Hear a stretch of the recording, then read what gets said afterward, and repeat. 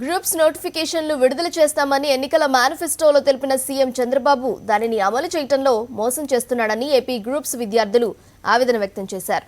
ప్రభుత్వానికి ఏ మాత్రం చిత్తశుద్ధి ఉంటే వెంటనే గ్రూప్స్ నోటిఫికేషన్ విడుదల చేయాలని అభ్యర్థులు డిమాండ్ చేశారు.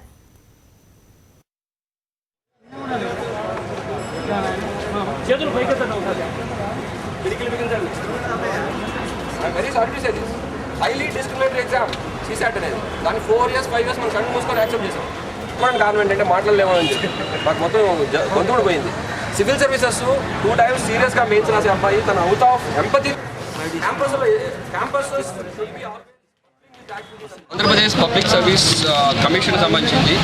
ఇది ప్రభుత్వం అధికారంలోకి వచ్చి 2 సంవత్సరాలు అయినప్పటికీ ఇంతవరకు ఎటువంటి నోటిఫికేషన్స్ కానీ ఏమీ రాలేదు.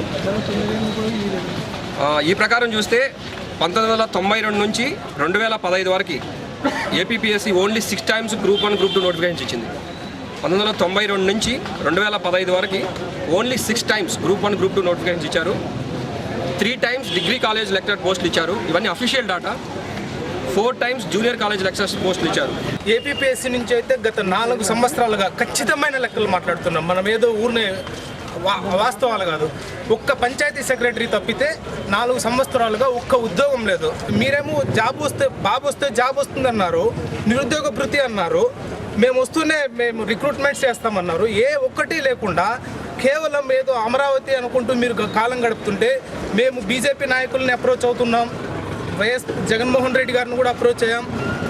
మీరు ఏ విషయాన్ని కూడా పట్టించుకోకుండా ఉన్నట్లయితే ఖచ్చితంగా ధర్నాలు చేయడానికి కూడా ఇక్కడ మేము సిద్ధంగా తయారవుతున్నాం.